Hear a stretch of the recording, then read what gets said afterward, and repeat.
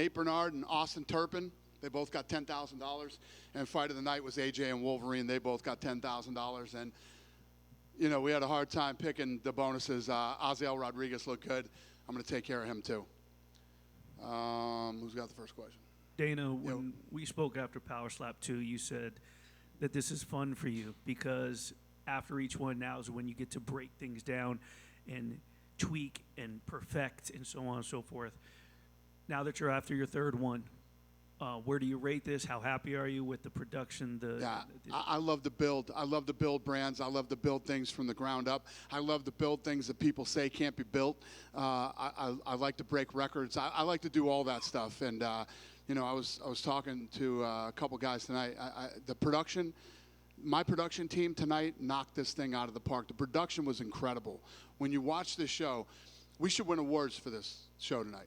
We'll never win a fucking award for this show ever, but we should win an award for this show tonight. The quality of the show was incredible.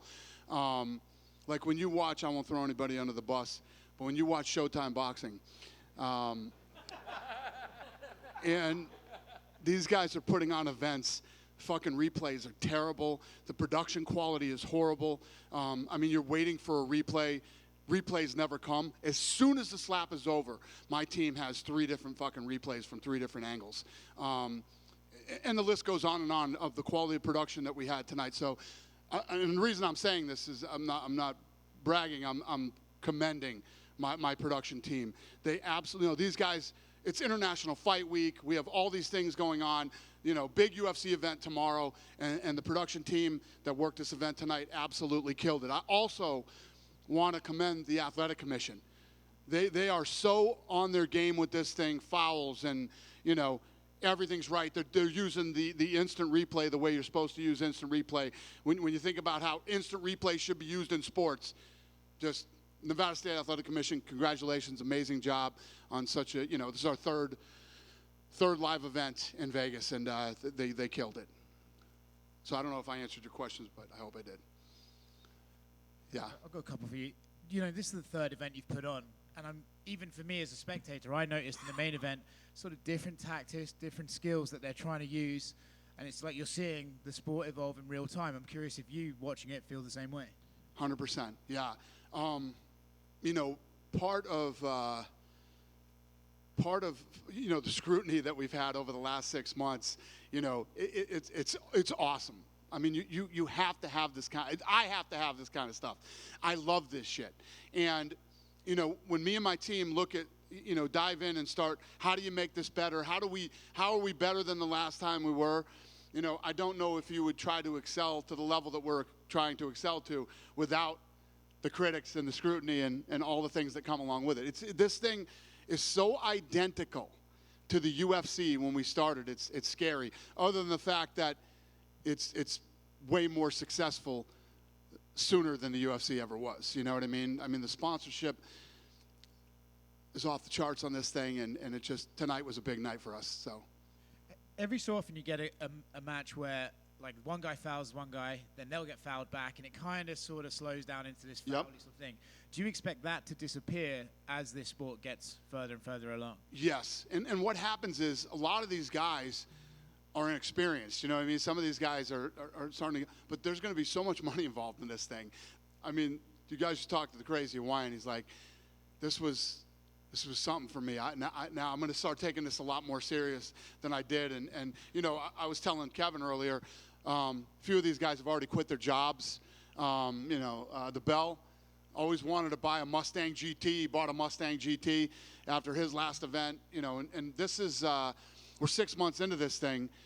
And, the 2 guys that fought on the main event have made over $100,000 already this year. So, this is real money. This is life-changing money for a lot of these guys. And the answer to your question is yes. This will happen. There's a lot of inexperience going on right now, and that will all start to change over the next 6 months. When you started this, I remember a bunch of us asked you, were you ready to take on a whole nother job, a whole nother promotion? Are you ready to take on a whole nother roster of crazy guys who are going to get paid loads of money and go out into Vegas and cause mayhem? Well, I got to give credit where credit is due. Frank is running this company and doing a phenomenal job. Erica over there in the corner is our matchmaker, and a lot of other people that are helping working on this. This isn't me doing everything myself. One thing that there aren't many things that I'm good at, but one thing I am good at is I've always been good at building good teams around me. I did it with the UFC. In the early days, I did it after the sale, and we're doing the same thing with Slap and other companies that we're running right now. Two more quick ones from me. This might sound like a silly question, but it was something that occurred to me watching the main event. Is there any conversation about making these guys trim their beards? Or is it just like, if your opponent's got a bushy beard, you have to deal with it and find the chin? No, you could not be more. First of all, I think Wolverine lost half his beard tonight. When you see that thing in slow motion, there's red hairs flying everywhere after each slap. And I would absolutely agree with you, because the first, AJ's good. AJ and Wolverine are two of the best in the world, right? They're two of the best, absolute best in the world. And I think that AJ had a hard time finding his chin in the first one. And Kevin, we go back to the old days of boxing. You weren't allowed to have a beard in boxing. You had to shave it. Now everybody's got a fucking beard. So I don't know. That's up to the commission, not me. But yes, I agree with you 100%. And last one from me, you obviously announced John Jones versus Stipe Miocic today for the 30th anniversary card, massive heavyweight fight. What do you think it means to both of those guys, and why was this the fight to make? What was the question? I'm sorry, I missed it. You made John Jones versus Stipe, yeah. Big fight. Yeah, so, yeah, we're going back into Madison Square Garden. This is a fight that had to be done for, especially, when you think about the legacy of Jones, the legacy of Stipe, the greatest mixed martial artist of all time versus the greatest heavyweight of all time. After he moves up to heavyweight, it's a fight that had to happen, and no better place for it to happen than Madison Square Garden. Dana over here. Yep. Congratulations on a great night. Thank you. Watching on TV is pretty exciting, but also being there in person is like mainlining adrenaline. Right. Is the key to this getting this in front of crowds? What's the contingency plan of getting this in front of crowds? So in the next 2 years, if you look at how far this thing has come, some of you I've talked to personally, when I say shit public, you think I'm still fucking doing this 3 events and this thing isn't this thing is a fucking juggernaut, okay? A juggernaut. And what we're working on right now is regulation. And we have a bunch of states lined up. In the next 2 years, half of the states that have commissions will have Power Slap. So right now, this thing is an invitation-only event that we're doing here. Tonight we had obviously a lot of media members here because of International Fight Week. Thank you for having an open mind and coming and checking it out. We had lots of sponsors here tonight, and sponsorship on this thing is going through the roof. Once we get it legalized, we're going to start taking this thing to different states for live events. But if this is our 3rd event, in the next 2 years, you're gonna start to see this thing move around a lot. For educational purposes, for people watching at home, does it come down, because the Ultimate Fighter was essentially a show to educate people about the sport. Do you feel that, because there's a lot of technique that goes into it. Like, it reminds me of the technique that it takes to, do shot put, staying in the box, also mental, not flinching, keeping your hands behind your back. There's a lot of elements, there's a lot of tranches to this. Is it down to, because with the UFC also, you had about athletic commissions, politicians, fan backlash, et cetera, et cetera, et cetera.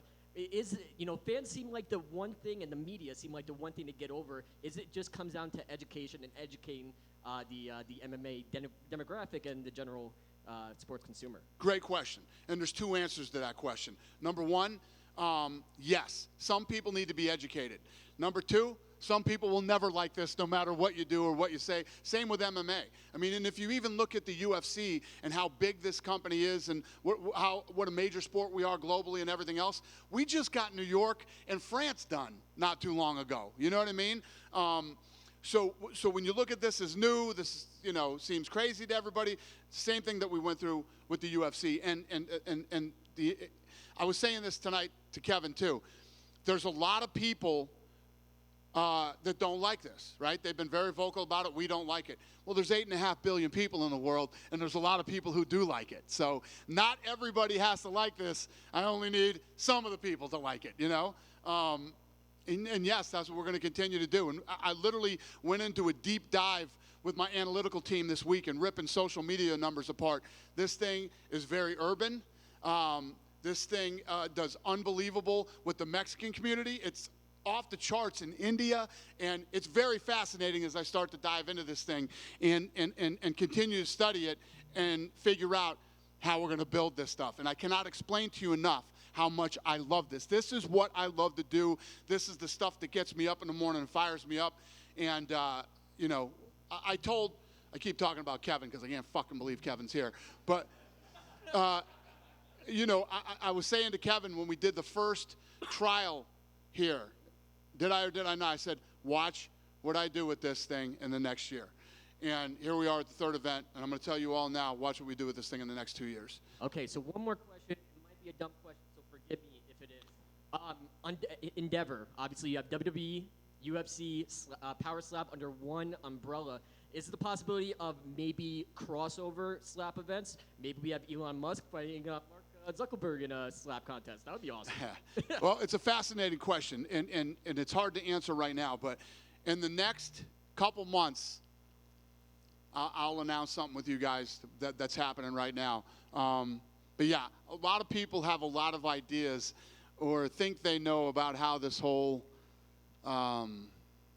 mixing pot of companies work, and you don't. You have no idea how it works. But in the next couple of months, I'll enlighten you on some stuff. Now is not the time. Thank you, sir. Great questions. Dana, I wanted to ask you one question really quickly. I saw Derek Stevens was here tonight. Yep. Did he like it, and is that something that you two could do business together? Derek Stevens is a big sponsor. All the fighters stay at Circa, and he's been a bit.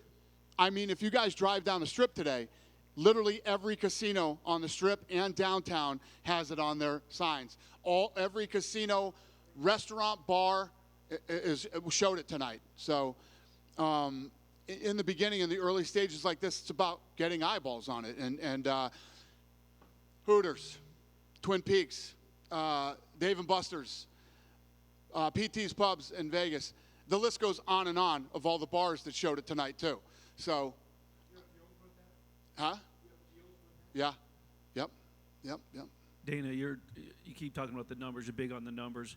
The coin toss, that came out well in advance this time around as opposed to 1 and 2. How much did that play into like the betting numbers and so on? Did that have something to do with it? And what's the return then the feedback you're getting from the betting numbers? Yeah, it's all about the betting. That's why we do it early, because that obviously affects the way people will bet on the sport.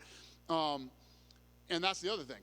Another great question. If you look at every major casino had betting.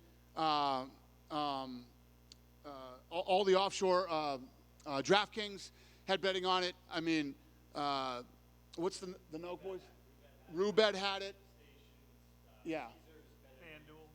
FanDuel. I mean, all the majors have gambling on this thing now. So the answer to that question is, hell yeah, it's doing good, or they wouldn't even bother with it. So, I mean, when you look at, talking about legitimacy early, we're doing everything that we did in the UFC. We're out getting this thing sanctioned.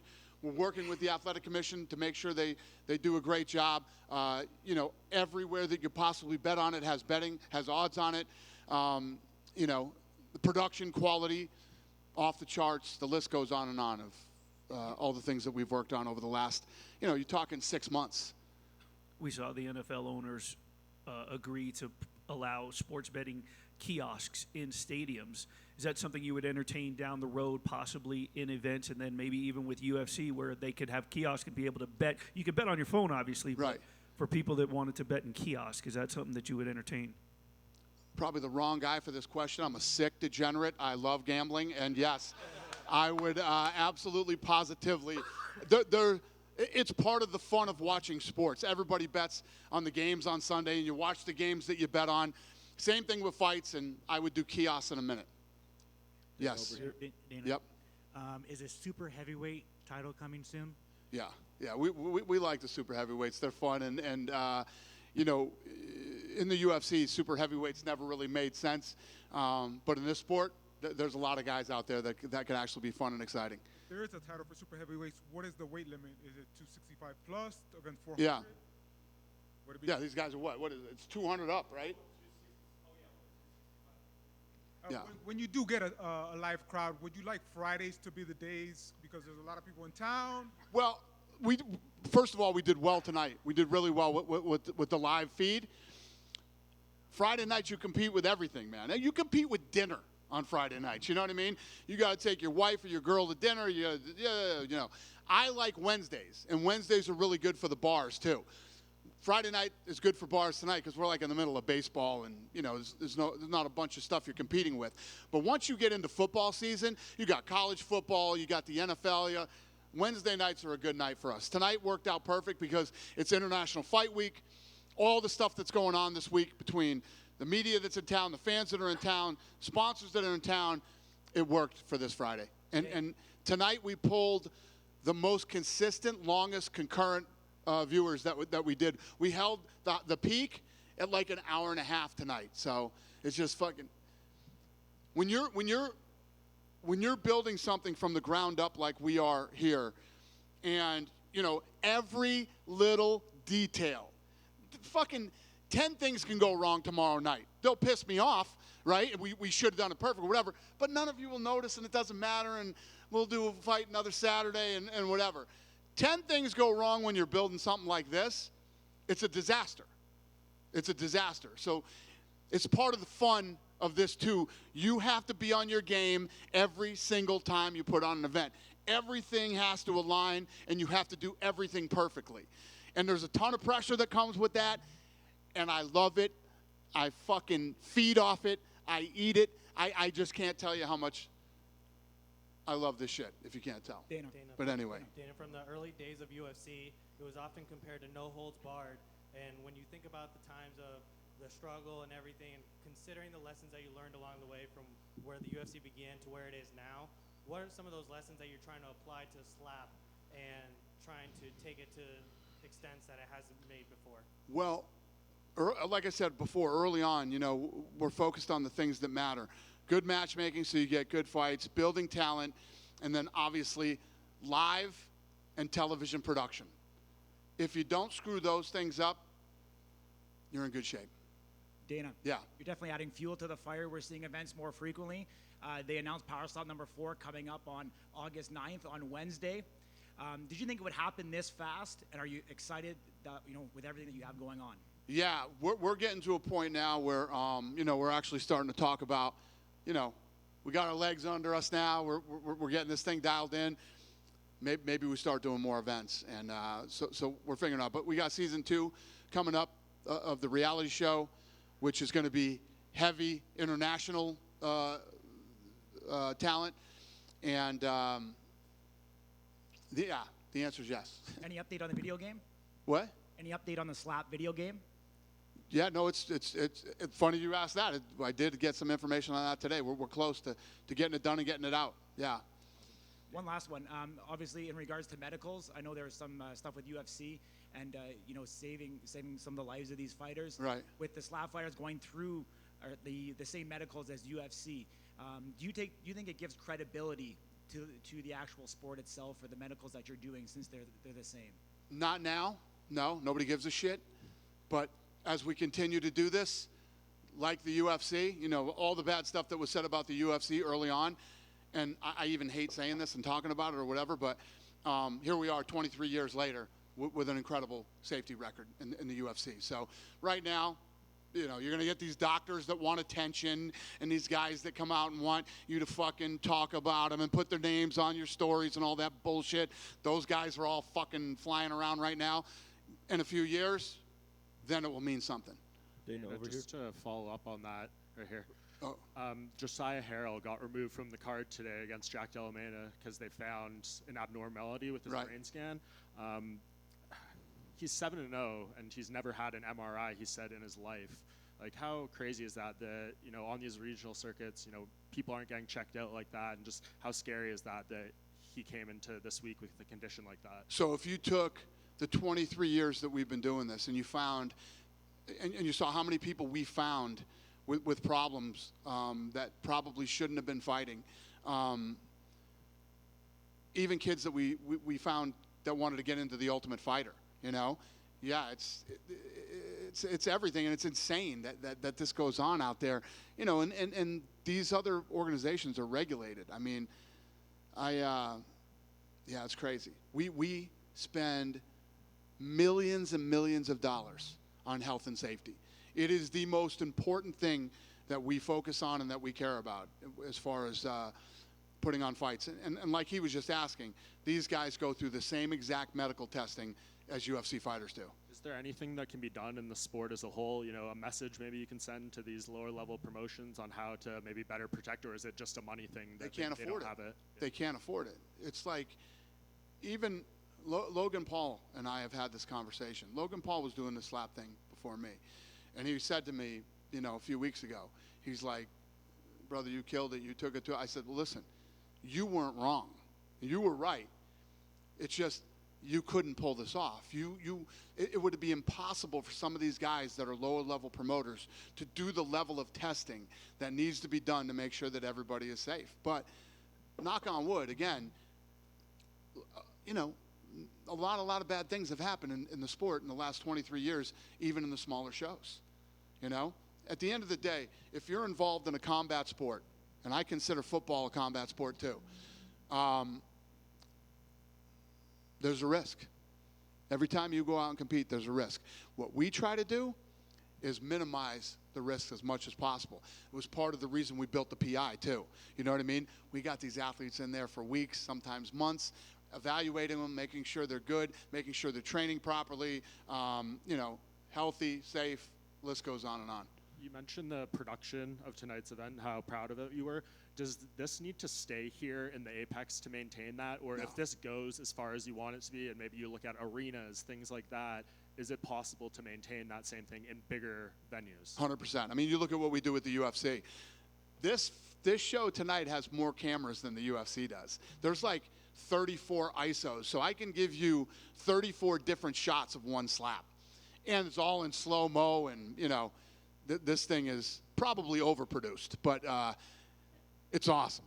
And yesterday it was announced George St. Pierre is going to be coming back and competing here in the Fight Pass Invitational in a grappling match. Yeah. He said he's talked with you guys, maybe a few different opponents. Do you have an ideal opponent? A lot of people out there want to see him against Khabib Nurmagomedov. Well, yeah, he was talking. I saw something where some fucking wrote a story about I lied to GSP and I probably lied to him. You know about this? No. About Khabib? So this was after they both retired, and he said Dana called me and asked me if I wanted to fight Khabib, but he didn't have an okay from Khabib saying that he would fight. Well, you got to call somebody first, right? Yes. You got to call somebody first. I don't get them on fucking three-way calling and say, hey, guys, what's happening? Would you like to come out of retirement and fight each other? So George had been retired longer, so the question was, would George even consider, you know what I mean, fighting Khabib? He said yes. So then you talk to the other guy.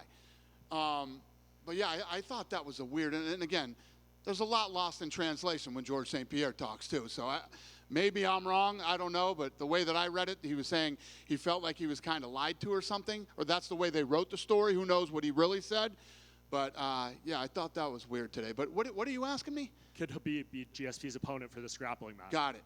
That would be awesome. I would love to pull that off. That's not in the works right now, but yeah, I would love to pull that off. So I'm getting heavily involved in the grappling world now too, if you haven't noticed. So we'll have a big announcement for all that too. But yeah, I'm going after the grappling world big time.